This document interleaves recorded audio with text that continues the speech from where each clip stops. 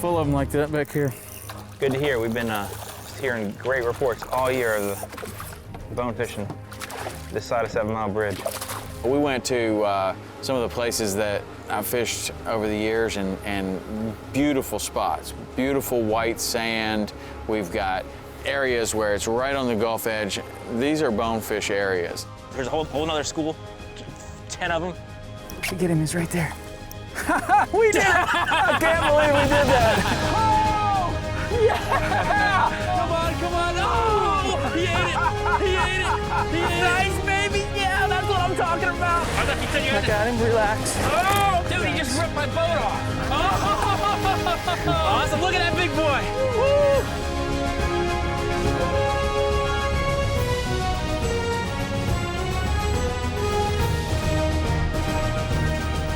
The Hawks Cay Saltwater Experience, presented by Yellowfin, with Captain Tom Rowland and Captain Rich Tudor.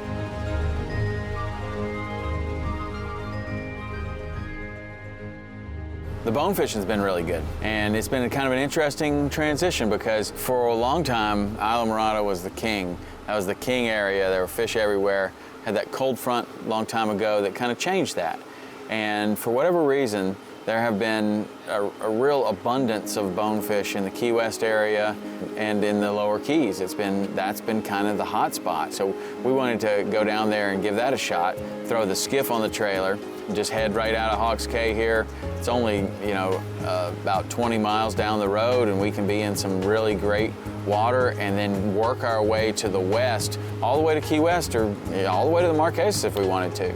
And we just lucked into some of the nicest weather, but we also have kind of another challenge, which are these extremely high tides. Yep. So while that can be an advantage, it can also present some challenges. Definitely changes the game, and the bonefish in particular, I think, are the most water-sensitive fish there are. I mean, and it's, they really follow that water column, and, the permit too, but the bonefish in particular, I've always found over the years is the water level is everything, especially when the tides are super strong and rise super fast. You're just chasing that all the time. And this was, one of these giant fall king tides to where that water was going to flow in fast, and that was really the challenge. We'd heard, everybody's catching these bonefish. They're down there from, Big Pine South, just really in massive quantities. So it's just a matter of finding the right area. They're here. Some rays, I like the look of that. Bonnet shark, that's good. Come on, there's a couple of bonefish here. I like the way this looks, though. Visibility's getting really good. When we get to this first spot, we start pushing up as shallow as we can possibly get, and that water is racing in there. When we first get there, we're seeing birds with their toenails out of the water and birds all over the place. We can see ground visible, and the next thing you know, the birds have started to fly away, and we're like, wow, the water has rushed in here. Yeah, and we saw a couple schools in there, that kind of kept our interest. Just didn't get the right shot. And then remember, that's where we saw that cool sawfish, right on that beautiful white bottom. That sawfish is swimming in there. That's the first time I'd ever seen a sawfish in that clear of water. Check that out. That's a sawfish, dude. A small one. Yeah. You don't see them that small very often. I almost never see them in this clear water down here. Look at that guy, man. That is so cool. 20 feet off our bow, man. That's amazing. He just sawing with that bill. You can see how that thing would work. Wow. In there with a bunch of mullet. We're just looking. Oh, look, he's turning around like he's gonna do something. Man. It's an aggressive fish. That is cool. Wow. That's a cool sighting. Pretty awesome. That also tells you something, that we're getting up there to where it's getting really, really shallow, but if a fish like that can get up in there, whether a school of bonefish or a bunch of bonefish could get in there, could get out of there, could move through there like it's nothing. Like that's like the deep end of the pool for those guys. That water moved in, I'll bet it moved in over 2 feet in an hour. I mean, rose up just so fast. And so you're like, all right, let's run right to my shallow water spots. A lot of mahara, a lot of kudas. Oh, big bunch of bonefish right in front of us. Got a good shot right here. Oh, great shot. Oh, I can't believe they didn't eat that. We're gonna get him. We're gonna get him. Got him. Got one.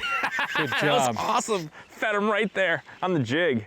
You know, it was just so clear. You flipped over there. I think you didn't have a split shot at the time, so your shrimp didn't get down quite quick enough. And I had that jig on. I had this 1/4 ounce jig with a little tip of shrimp, and I flipped that out there, and it was so cool. I just bounced it once, twice, and I literally watched this guy so clear. I could just see him eat this white jig, you know, and just set the hook. Sweet. Wow, that cloud came by. And when the sun came out, I was like, wow, there they are, immediately in front of us. That's awesome. And man, that's the coolest thing about the bonefish, visual and then the power that little fish has. I mean, pound for pound, just blazing out. Such a cool looking fish, such a cool fight. Love him. Well, it didn't take long. Well, he's very green. Yeah, I mean, He barely fought. Yeah. Now he's fighting. Look at that. here. Bonefish grip there. Yep. The That does Vulcan bonefish grip, and watch this. It does work good. As soon as he rolls over, he's gone. You know what? I bet we could just circle right back around and catch those again, because they were right. I think you should they put a were jig on. very happy. Those fish were very happy. One's coming to it. There's a whole another school, 10 of them.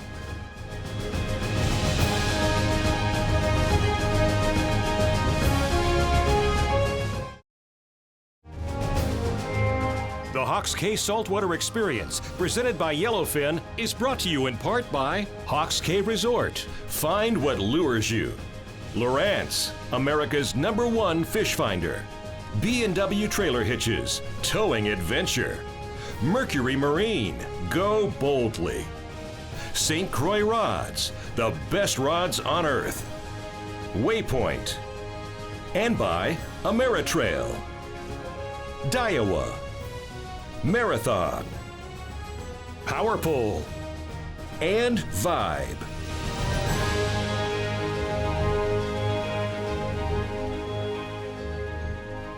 We went to some of the places that I've fished over the years, and beautiful spots, beautiful white sand. We've got areas where it's right on the Gulf edge. These are bonefish areas.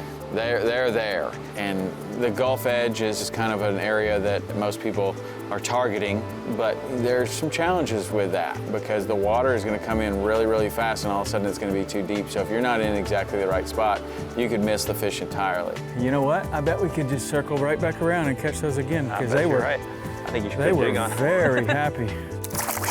After you caught that first fish, now it's on. Like, we're really paying attention to what we're doing. We start to get this pattern, like how close we need to be to the shoreline. You know, when it all starts to work out, we're able to associate the boat to where the visibility, you know, would allow us either to see better into the shoreline or better away from the shoreline, and finally get a long stretch to where we can see pretty well and see, you know, what we're looking for. And sure enough, we did. I think they're turning around. Yep, he's turning around. There you go. Nice job. Get him out of the trees. Get him out of the trees. Sweet. Nice cast, man. That was Maybe awesome. my favorite kind of bone fishing. God, I just love this. That was a beautiful cast. That was neat. I watched him turn around and just gobble, gobble, gobble. That was awesome. Dude, this is good fishing here. Really good. We were bumping the fish left and right.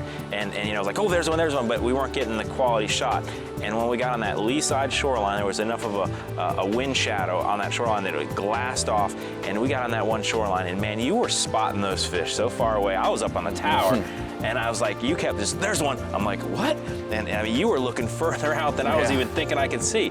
And you were on, man, one after the other. Full of them like that back here. It's pretty cool, man. It's good to hear. We've been just hearing great reports all year of the bone fishing this side of 7 Mile Bridge.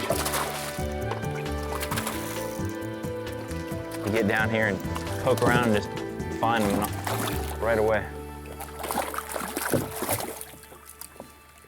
Very, very cool. I love that neon blue on them. I know, it looks like he's been, some people say that's when they're eating shrimp. Look how perfectly camouflaged he is. He ate that shrimp pretty good. I'll let him go and he'll just disappear. What was unique about this area, as opposed to all the other areas we hit, is you could look on that chart and look at that satellite image, and you could clearly see that this was the end of the road. Like if those fish had flown in from the Gulf and just kept moving in with the water, they hit a backboard here. You know, it was a solid shoreline. They couldn't just, you know, rise over the flat and then go to the next side. This hit that solid shoreline, and then there was this big, you know, big cove in there. And so, you know, I thought that was kind of cool because it was kind of, you know, the catcher's mitt. It was going to catch those fish as they moved in with the water. Got him. Bonefish? Yep. All right, nice job, dude. Nice work. I didn't even see that one. It's hard to see. Right here on this little point. Yep. This is where that school was before.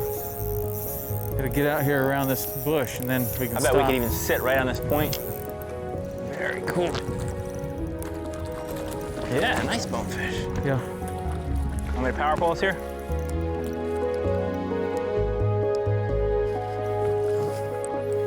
Wow, look how jet black he is on the back. I mean, that fish looks a lot different than the ones we've caught before. Look how his fins are like as dark as our boat, man. They're the same color as the boat. Yeah. Very cool. Nice. Very cool. The black spot on his nose. Yeah. He's ready to go now. See you, buddy. Nice. Very cool. Good job, dude. Yeah, he was tough to see.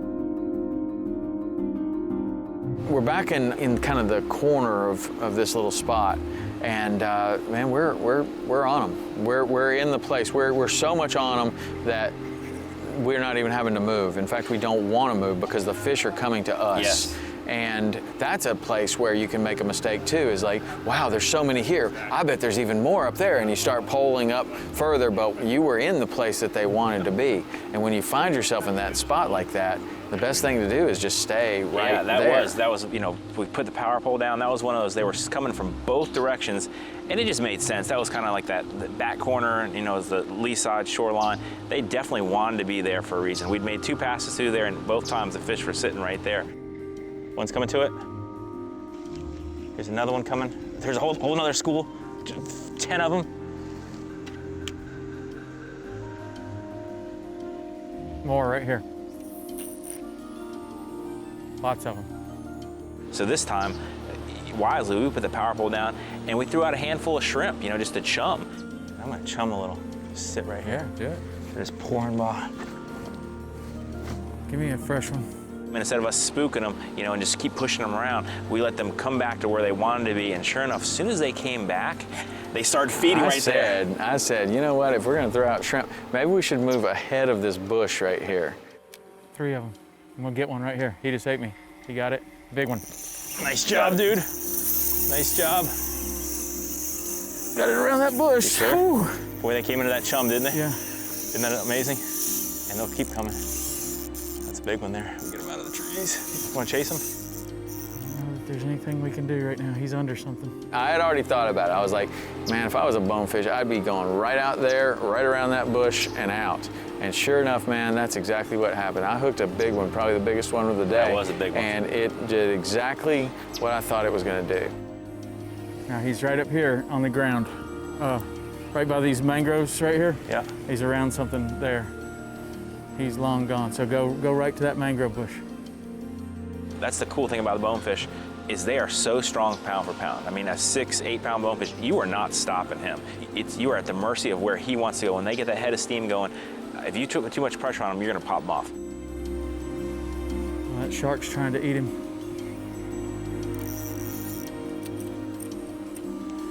Tell me what I can do. I just don't know where the line's going. Did he go through it? Yeah, probably.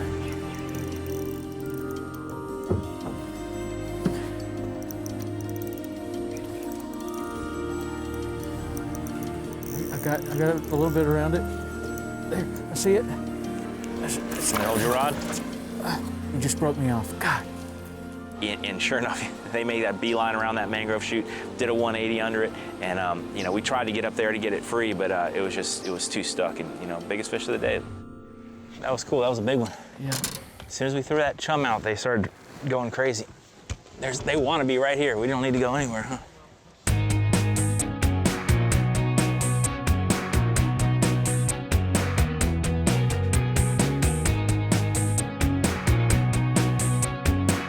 Here in the Florida Keys, the fishing can be very, very difficult, and we're looking for every single advantage that we can get. We love to fish for bonefish, permit, tarpon, redfish, things that stick their fins out of the water or that will make a disturbance with the bait, or if we find the bait, we can find the fish. One great way to do that is to use binoculars on the flats. The binoculars will help us to sit down in a place on a calm day and then scan a large area to see if we're either seeing rolling tarpon or tailing fish, or maybe we're looking for where we can find the bait, so we're looking for diving birds. Nikon makes these 10x42 Monarchs. These things are fantastic for kind of the go-to battle axe, but there's also a specialty one that I really like a lot, and that is the 7x50 Ocean Pro. This has a really cool feature in it that's got a compass, and you can see the compass heading when you're looking through. So if I'm scanning for birds, say offshore, and if we see a bird going down to the water, we've probably found the fish. So if I call out 30 degrees, which is where I'm looking right here,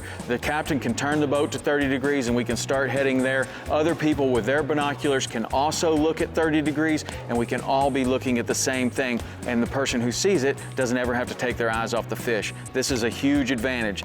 You know, Nikon makes over 25 different models that are both waterproof and fog-proof, so you can find a model, whether it's this 7x50 Ocean Pro or whatever it is that's perfect for your fishing in the Nikon lineup.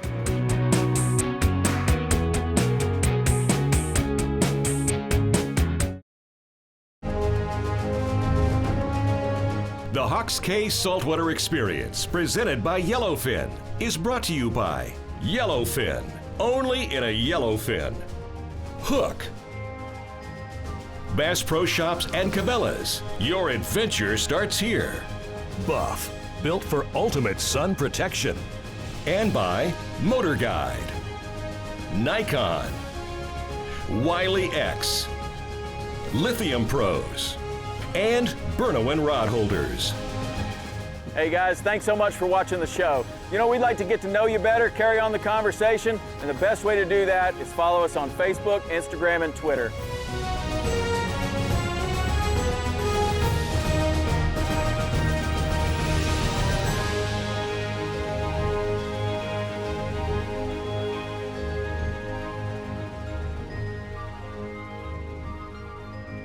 Once I got that split shot dialed in, how much weight we needed, man, I must have caught 3 or 4 right there, and fantastic.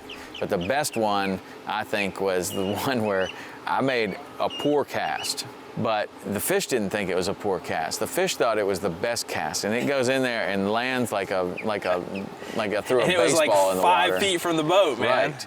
Okay, I'm gonna catch a fish on the worst cast of the day. That's gotta be a jack, right? Nope. Oh, get him out of there. Can't get him out of there. The bigger one picks it up and takes off, not towards the deeper water, but this way, around mangroves. You know, you're like, get him out of the bushes. I'm like, there's no stopping this fish, man. I'm not getting him out of the bushes. Oh, they are so strong. I'm not gonna try to pull against him because I know I'm gonna lose him. Should we try to pass the rod under it? I don't know. He's definitely still on there. Just can't tell which way. Grab the root. And the first one was the worst one because it went through a mangrove root. It's shallow enough to where I might be able to pull this off, but I mean, I'm into water like up to here. Stick your rod in the I water. just put the rod through that tunnel, reached through the other side, picked it up. Oh, wow, you got it hot. You're on. That's incredible.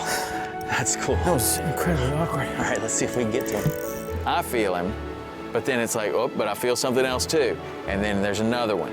He's on it. I can feel it. Go right to the bush. See where it is? Okay. Clear, clear. That's awesome.